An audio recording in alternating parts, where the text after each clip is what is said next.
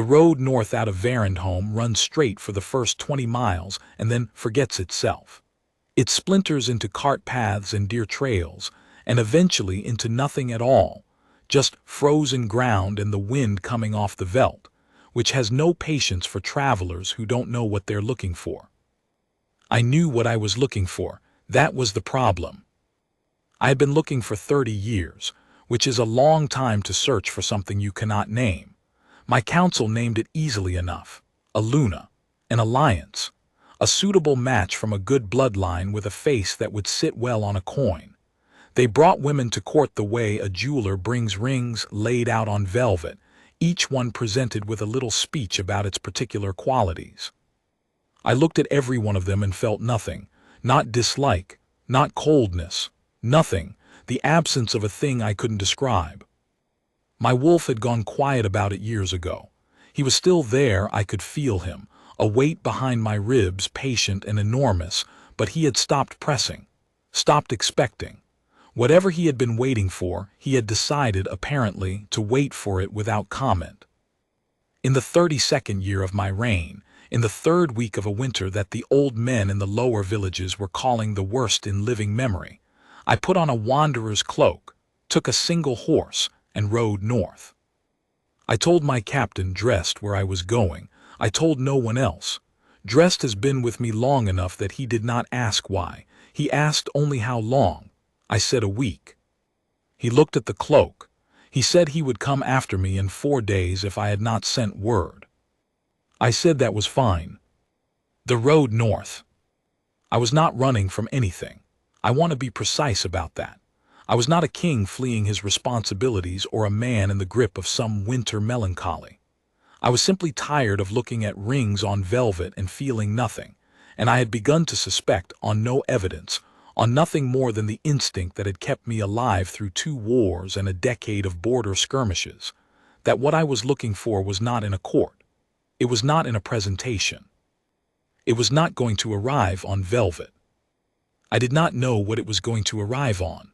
I rode north to find out. I reached the border village of Cinderwick on the evening of the 2nd day. I was colder than I had intended to be. The veldt wind cuts differently when there is no rank to shelter behind, and my cloak, good wool though it was a wanderer's cloak, not a king's. I had frost in my beard. My horse was unhappy. I was looking for the way station that the North Road maps marked at Cinderwick's edge, a traveler's stop maintained, according to the old records, by a rotating roster of village families. I found it. 1 story of old stone, a chimney putting out a thin line of smoke into the dark air, a lantern hung by the door that was doing its best in the wind. I tied my horse at the post, knocked and waited. The woman who opened the door looked at me the way people look at unexpected things in bad weather, assessing, not alarmed. She was not young and not old. She was wearing a heavy work dress and an apron, and her dark hair was pulled back with the efficiency of someone who has no time to think about their hair. She looked at the frost on my beard and at the horse and at the dark road behind me, and she said plainly, "Come in then. You're letting the cold in." I came in. The waystation was 1 room with a stone hearth at its center, and a table with 2 chairs and a sleeping loft above. It was spare, clean. There was a pot on the fire that smelled of onion and grain, and a short stack of firewood by the hearth that I noted, automatically, was not large enough for more than 2 days in this cold. "Sit," the woman said, already moving back to the fire. "I'm Senna. I run this station through the winter months. There's no charge for a night's shelter. That's the agreement with the road council. But if you're staying more than a day, I'll need help with wood."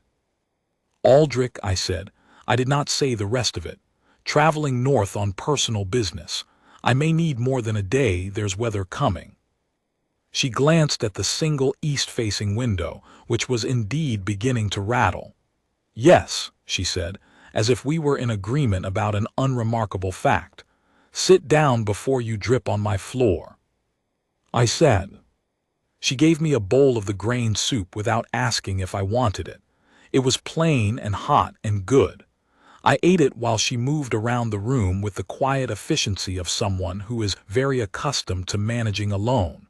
She didn't ask me questions. She didn't perform hospitality at me. There was no careful graciousness, no watching to see if I was pleased. She simply did what needed doing and left me to do what I needed to do, which was thaw. The storm came in that night.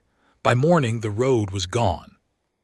I want to say that something shifted in me that first evening, that my wolf lifted his great head and I knew, suddenly, what I had ridden north to find. That is not what happened. What happened was that I ate soup. The wind knocked against the stone walls of the waystation, and I went asleep on the cot in the corner that Senna had made up without being asked, and I slept for the first time in months without dreaming about courts. The days that followed were not dramatic. That is the thing I want you to understand. I had expected if I found anything at all on this road that I would find it in a moment. A ceremony, a revelation. The mate bond, if it came, would announce itself the way it announced itself in the old stories. A blaze, a certainty, the world going still and gold. I had spent 30 years waiting for a moment. What came instead was a series of small things. The second morning I woke before her, and found the firewood stack was down to the last few pieces. I went out in the snow and split wood for 2 hours. When she came down from the loft and found the stack full, and the floor tracked with snow melt and me sitting at the table with cold hands around a mug of water I had heated myself, she said nothing for a moment. Then she said, "Thank you," in a voice that was quiet and exact, and she made something for the fire with the ease of someone who has learned not to be undone by practical kindness. I noticed that, the not being undone. The third morning she gave me bread with the soup and I realized the portion was smaller than the night before. I did not comment. Later I watched her do the count in her head, the quiet arithmetic of someone who is accustomed to living precisely at the edge of what she has, no more and no less. She didn't complain. She didn't mention it. She simply adjusted.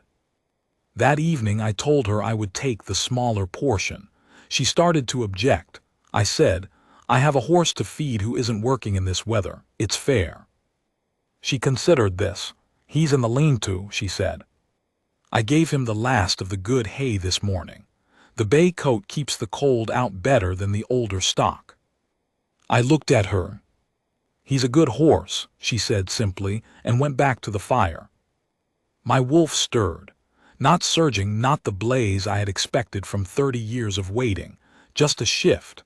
Like a large animal turning over in its sleep, coming a little more awake. I did not say anything about it. On the fourth day, a boy from the village came through the snow with a sack of supplies from Cinderwick, the road council's monthly contribution to the waystation, which apparently ran to dried beans, salt, and not very much else. He was 12 or 13, half frozen himself, and Senna fed him the rest of the morning bread and kept him by the fire until the color came back to his face. When he left, she gave him her good wool scarf. She had been wearing that scarf every morning in the cold of the unlit stone, before the fire got going. I watched her do it without remark, without expecting thanks, without even seeming to notice she'd done something. The boy went out with the scarf around his neck, and the door closed, and she turned back to the fire, and I had to look away because something behind my ribs was doing something I did not have a name for. "You know him," I said. "His family's on the East Road. They had a bad harvest this year." She poked at the fire. "He walks the council supply route because it pays, but it's a long walk in this weather." "You gave him your scarf." She glanced up at me, and her expression was not puzzled exactly, but the expression of someone who is looking at a thing they have not thought of as remarkable. "I have another one," she said, which was a technical truth. The other one had a hole in the left side that she had been mending all week. I did not push further. I turned to the window and looked at the snow and tried to think clearly about what was happening to me, which was proving difficult. My wolf was not going still. He was not surging. He was doing something quieter and more inexorable than either of those things. He was waking up, slowly. The way the land wakes up under the snow in the first days of spring. Nothing visible yet, no drama, just the deep structural shifting of something that has been cold for a very long time beginning, at last, to warm. I had ridden north looking for a thing I could not name. I was beginning to suspect I had found it. I was not ready to say so, even to myself. That evening the wind dropped a little. We sat by the fire longer than usual. There was nothing else to do, and she had a piece of mending and I had nothing, so I found myself talking. Not about my rank or my court or any of the things that define the public shape of my life. I talked about the North Road, and she told me about the winter she had spent 3 weeks snowed in at the waystation alone with a broken axle pin, and nothing to read but a very old accounting ledger from a previous station keeper.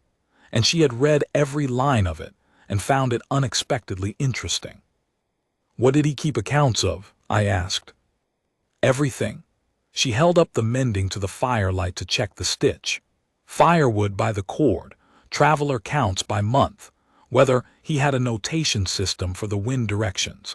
He noted the years when the deer came through the station yard and the years they didn't, and whether it tracked with the warm winters or the cold ones. Did it?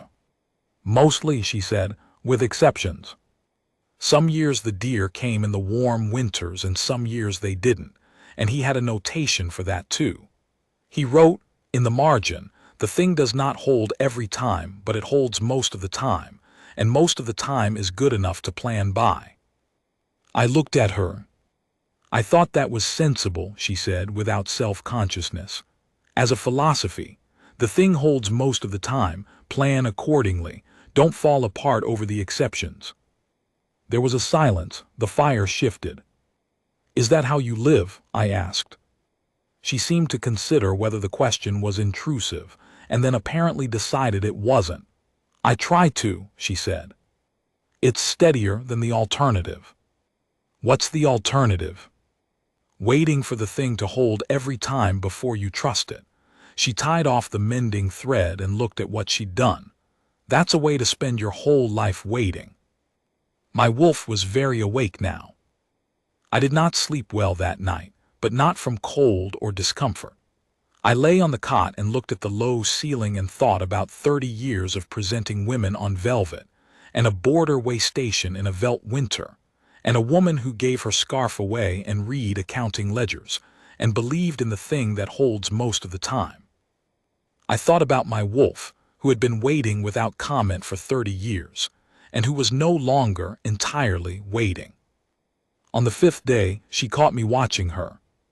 She was measuring out the dried beans the road council supply into a pot, and she was doing it with the same precise economy I had been watching all week. Enough for 2, not a bean wasted, the arithmetic done without drama.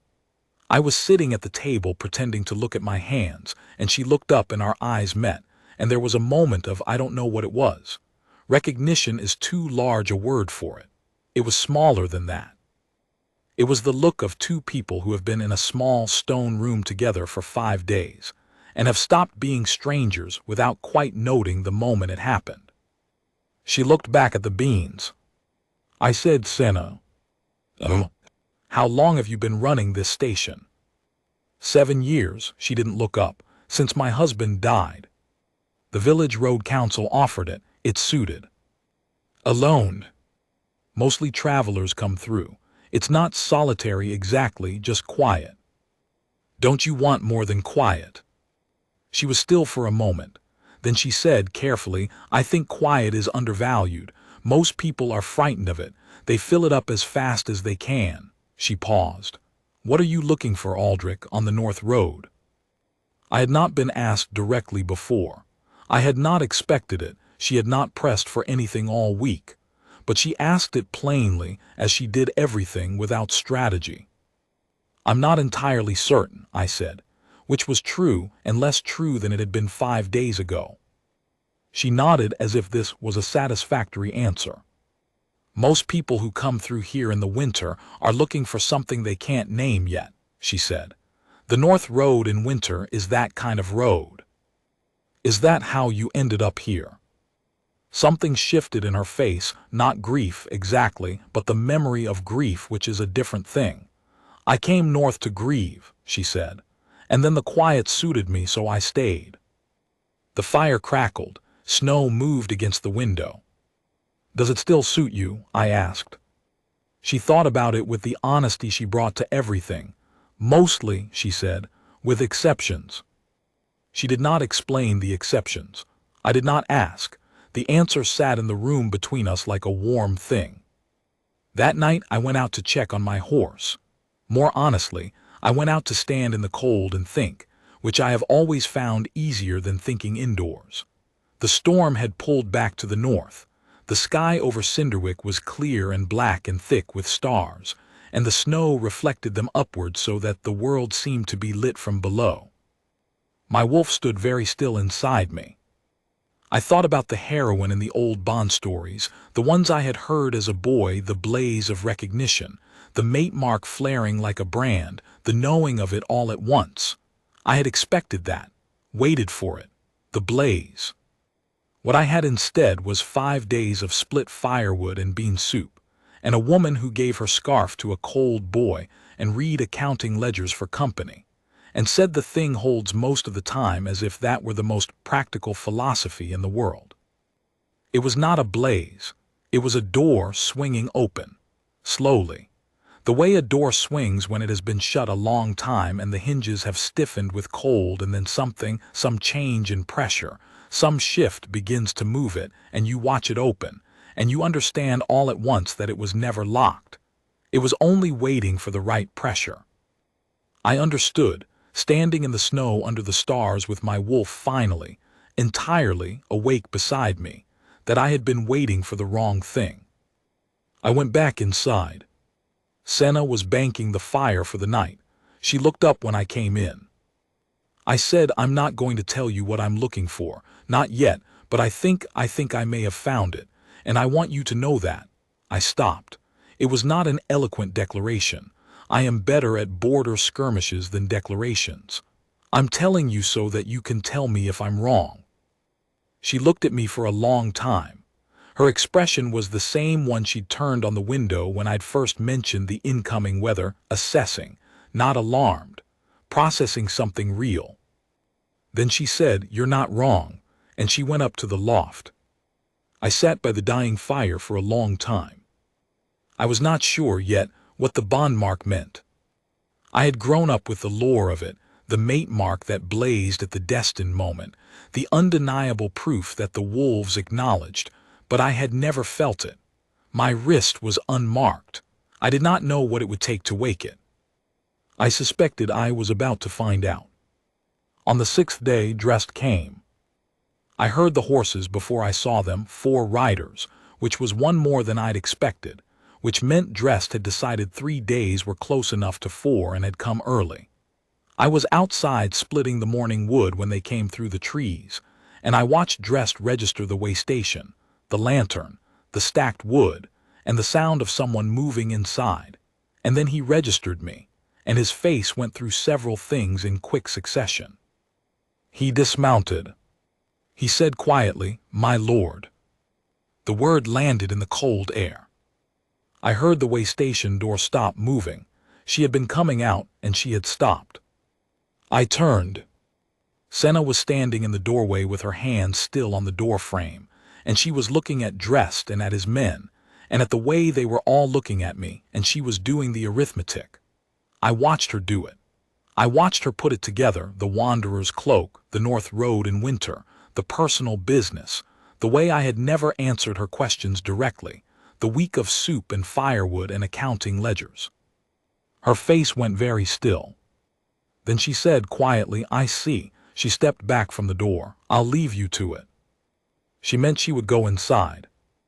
I understood from the tone of it that she also meant something larger, that she was stepping back from the assumption that any of this week had been anything other than a traveler's stop and a king's convenience, that she was releasing me back to the world I actually belonged to, which was not a one-room waystation on the North Road with a short firewood stack. I said, "Senna." She paused, her hand on the door. "Don't," I walked to her. I was aware of Dressed and his men behind me, and I did not care. Don't step back. She turned her head to look at me. Her expression was still very still, still doing the arithmetic. You're the king, she said. Yes. You have a court, you have a council, you have. As she stopped. You came out here to look for something. You said you thought you'd found it. Her voice was precise, controlled, the voice of someone keeping themselves level with effort. But kings who come to border waystations in wanderers' cloaks don't find things in widows who keep accounting records and give their scarves away. She looked at me directly. That's not how it works. How does it work? I asked. Ceremony, she said. Presentation, the right bloodlines. I've been doing it that way for 30 years, I said. It doesn't work. Something in her face shifted. Not softening, something more cautious than that. She was not a woman who softened quickly. She was a woman who assessed. Tell me the rest of it, she said. Tell me what you're actually saying. I held out my left wrist. The skin there was unremarkable. And then, as she looked at it, it was not. The mate mark came up slowly, not blazing but deepening, the way color deepens in a winter sky just before the sun clears the ridge. A pattern I had never seen before, in silver blue that matched the particular quality of the light over Cinderwick on a clear night, and at its center something that looked exactly like a door. She looked at it. Then she looked at her own wrist, which I could see from where I stood was doing the same thing, the same silver blue, the same pattern, the same slow certainty. Her breath went out in a slow, controlled exhale. 7 years, she said very quietly. I've been out here 7 years and she stopped. Her jaw was working slightly, the way a person's jaw works when they are managing something large by force of will. 7 years, and the bond was it was here. It was waiting. It was waiting, I said. I think it needed us both in the same room. That's a very long time to wait. Yes. In a stone waystation on the North Road, with an accounting ledger. Yes. She looked at me, and there was a moment where the arithmetic finished itself.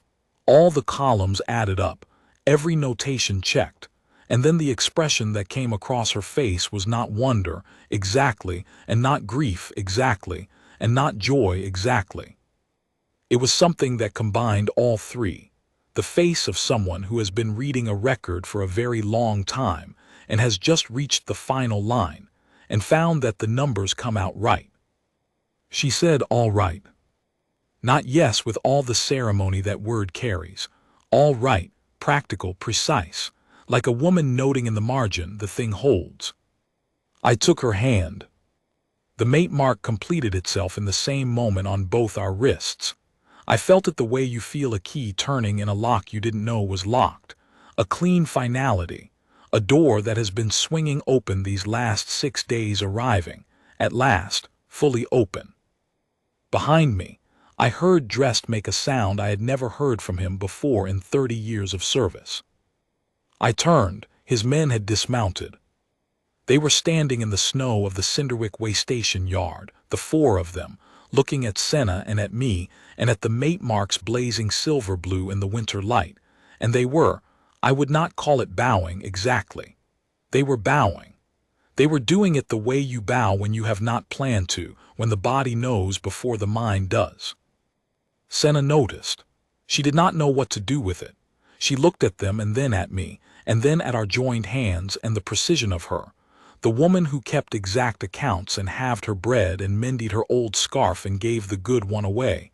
That precision was, for one moment, entirely undone.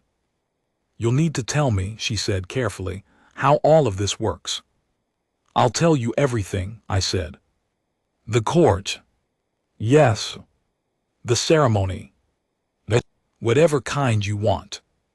I don't need ceremony. She said it simply, not as a rejection but as information. I've had ceremony. It's the thing underneath it I care about. The thing underneath it, I said, is you and me in this room and that mark on your wrist, and the fact that my wolf has been asleep for 30 years and woke up when you gave your scarf to a cold boy and didn't notice you'd done anything worth remarking on. She was quiet for a moment. Then she said, "He faked the limp, you know, to get the good hay." I looked at her. "Your horse," she said. "He's fine. I gave him the good hay because he favored his left foreleg yesterday morning, but I watched him when he didn't know I was watching and he walked perfectly well." She paused. "I think he just wanted the good hay." I thought about my horse, who had been with me for 8 years and had never faked an injury in his life. "I think," I said slowly, "that he may have been helping." Senna's mouth curved.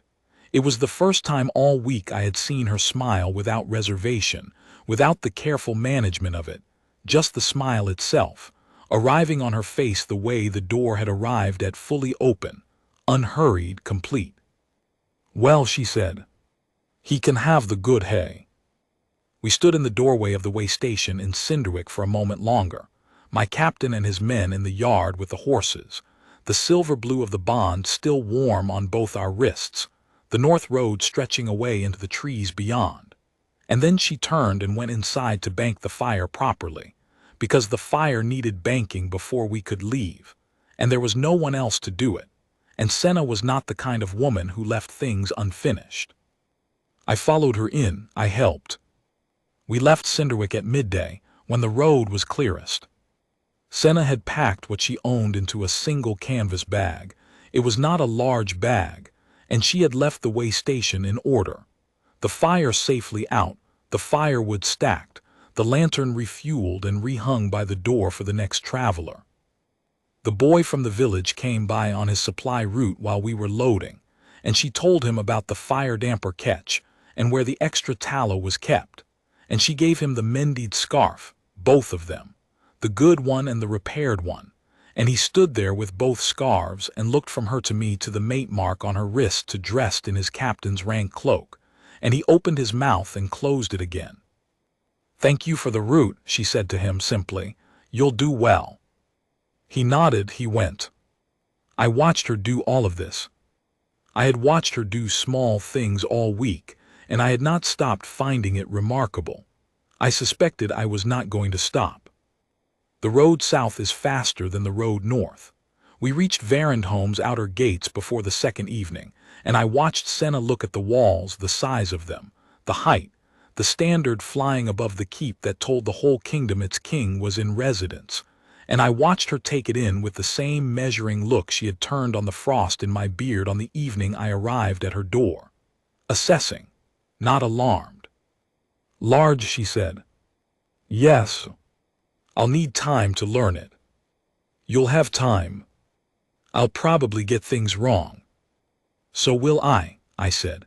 "I got 30 years of it wrong before I took the North Road." She looked at me sideways. "That's generous." "It's accurate." She nodded once, and we rode in through the gates. My court was not prepared for her. My council was not prepared for her. The women of the court who had been waiting, with varying degrees of patience, for the presentation of a Luna.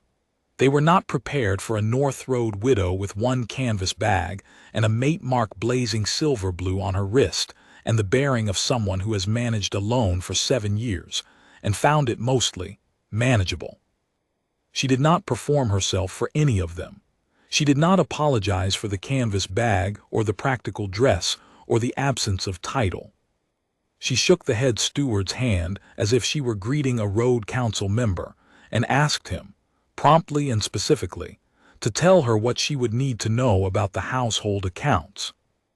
The head steward, who had managed Varendholm's accounts for 22 years and had never once been asked about them by any visiting dignitary, looked at her with an expression I recognized. It was the expression of someone who is doing arithmetic and finding the numbers come out right. He told her everything.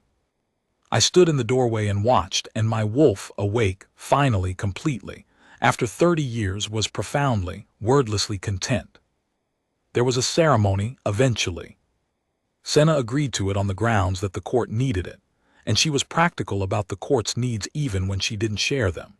She wore a dress that was neither plain nor extravagant, and she stood beside me in the great hall of Varendholm with the mate mark visible on her wrist, and made the promises she intended to keep, which she had thought about beforehand with the same careful attention she brought to the firewood count and the bean supply. The court bowed, the council bowed. The women who had been presented over 30 years on velvet, who had heard about the Luna from the North Road with the single canvas bag, bowed too, and I noticed, watching Senna receive it, that she did not exult. She noted it. She catalogued it with the same precise attention she catalogued everything. And then she turned to the head steward, who was waiting at her elbow with the question she had left open 2 days earlier about the Eastern granary accounts. She answered the question. That was, I think, the moment the court understood what kind of Luna they had. I understood it a little later, lying awake in the dark of the first night we shared in Varendholm, listening to her breathe deep, even, the sleep of someone who is completely unafraid of what the morning will bring, because whatever it brings she will manage it, and thinking about accounting ledgers and the North Road and a philosophy written in a margin by a long-dead station-keeper. The thing does not hold every time, but it holds most of the time, and most of the time is good enough to plan by. The bond holds. That is what I would write if I were keeping the record. I would write it in the margin beside 30 years of wrong turns and velvet-draped presentations, and a wolf who waited without comment, and beside one winter road north, and a stone waystation in Cinderwick, and a woman who gave her scarf to a cold boy and didn't notice she'd done anything worth remarking on. The thing holds. I went looking for it without knowing what it was, and I found it in a woman who fed me her last bread without asking who I was, and the door swung open, and the door is still open, and I do not think it will close again. That is good enough. That is more than good enough. That is everything.